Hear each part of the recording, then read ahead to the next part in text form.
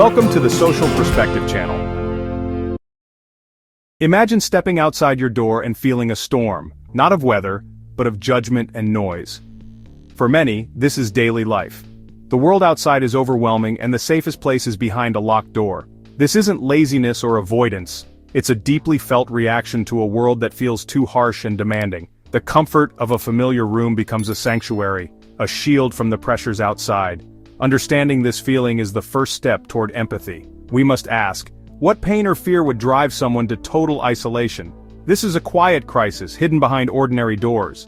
The person inside isn't giving up. They're surviving the only way they know how. This essay invites you to look beyond the locked door, into the world of Hikikomori. We'll explore why this happens not with judgment, but with curiosity and a desire to understand. Only by listening to the silence can we begin to see the path back to connection. That path requires patience, compassion, and the reassurance that the storm outside won't last forever. Let's begin. Hikikomori is a Japanese term meaning pulling inward, being confined. It describes people who withdraw from society for at least 6 months, not due to another psychiatric disorder. This isn't just enjoying solitude, it's painful isolation. Originally seen as a Japanese issue, Hikikomori is now recognized worldwide. Its roots go deeper than culture. It's about universal experiences of anxiety and pressure. The modern world's relentless pace can overwhelm anyone, but for some, withdrawal becomes a powerful urge. The label Hikikomori helps us talk about this hidden struggle. It's not a formal diagnosis, but a social condition, a coping mechanism that becomes a trap. Often it coexists with anxiety or depression, but withdrawal itself is the defining feature. The person isn't just hiding, they're stuck, unable to find a way back out. Understanding this is the first step to helping. At the heart of Hikikomori is a deep, paralyzing fear. Chronic anxiety that colors every social interaction. Social anxiety makes the outside world feel threatening. Even a trip to the store feels like a performance under harsh scrutiny. Past trauma, like bullying, can shatter trust and self-esteem, teaching that the world is cruel. The room becomes a logical refuge, a place where no one can hurt you. Fear of failure is another driver. In achievement-focused societies, not meeting expectations can feel catastrophic. Rather than risk public failure, some withdraw entirely, avoiding judgment by not participating. Isolation creates a feedback loop. The longer someone stays inside, the harder it is to return.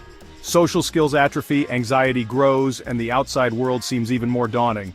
The room that was once a refuge becomes a prison. The mind reinforces the belief that withdrawal is the only safe option. Breaking this cycle is difficult, but understanding its roots is essential. Compassion is the key to opening the door. Isolation often starts with a single overwhelming trigger: academic pressure, family tension, or bullying. The education system can feel relentless, and a single failure may trigger shame and withdrawal. Family expectations, poor communication, or feeling misunderstood can add to the stress. The bedroom becomes a retreat from both family conflict and disappointment. Bullying, whether at school or work, creates a sense of danger that makes withdrawal a survival instinct. These triggers often overlap, compounding stress and anxiety. The cumulative weight becomes unbearable, leading to a shutdown. Withdrawal isn't weakness, it's an attempt to stop the pain. The retreat is a desperate search for relief, even if it means total isolation. Understanding these triggers helps us see the person, not just the behavior. Support begins with empathy, not judgment. Only then can healing start. For Hikikomori, technology is both a lifeline and a cage. The internet offers connection without the demands of face-to-face interaction. Online communities provide belonging and control over identity, which can be empowering. But digital spaces can deepen isolation, making real-world relationships seem even scarier. The internet can become so safe and compelling that it reduces motivation to leave the room. Sometimes online forums reinforce fears and validate withdrawal. Social media can worsen feelings of inadequacy, fueling anxiety and depression. Technology is a sanctuary, but also a barrier to re-engagement. The screen is both a window to the world and a mirror reflecting isolation. The challenge is to use technology as a bridge, not a wall. The Hikikomori's world is often a single room, a universe of their own making. Here they control everything: when to eat, sleep, and what to do. This control is a response to feeling powerless outside. The room is safe, predictable, and free from judgment. Over time it becomes an extension of themselves, filled with objects that define their existence. The daily routine marks time in a life on hold. But this environment shapes their health. Lack of sunlight, inactivity, and loneliness take a toll. The sanctuary can become a source of new problems, making escape harder. The outside world grows more alien and overwhelming with each passing day. Leaving the room can feel like stepping onto another planet. The barrier is not just physical but deeply psychological. Breaking free requires patience and gradual steps. The journey out must be slow and careful. Recovery from hikikomori is a slow, patient process, not a sudden breakthrough.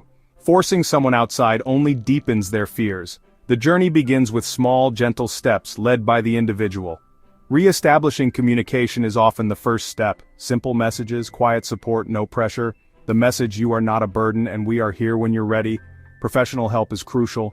Therapists can start with online sessions, helping unpack fears and build coping skills. Gradually steps get bigger, opening the door, sitting in another room, or a short walk at night. Each small victory builds confidence and chips away at the belief that the world is hostile. Setbacks are normal, progress isn't linear. Family and supporters must remain patient and non-judgmental. The path to reconnection is winding, but possible. With compassion and persistence, the locked door can open. Recovery is about building trust, not forcing change. Every step forward is a triumph. Recovery doesn't end at the front door. The community plays a vital role. Safe, welcoming spaces help individuals practice social skills and build connections. Support groups and activity-based programs offer low-pressure environments for healing. These initiatives must be accepting and non-judgmental, allowing participation at each person's pace. Shared experiences reduce shame and loneliness, while activities provide focus beyond social interaction. Compassionate communities challenge stigma and foster empathy. Schools and workplaces should value collaboration over competition. Teaching kindness and understanding from a young age builds a safer world for everyone. When people feel safe to be vulnerable, fewer doors stay locked. Together, we can build bridges for all.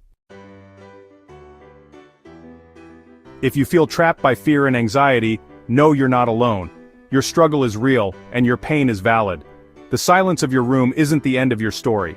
Hope can be found in small things. A kind word, a sliver of light, the courage to face another day. Recovery isn't about becoming someone else, it's about finding your own safe place in the world. Therapists, support groups, and loved ones can walk with you on this journey. For those outside, empathy, not judgment, is vital.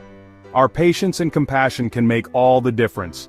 Even in the quietest rooms, the desire for connection and peace remains. The journey out is long, but it leads toward the light. There is hope for a future where you belong.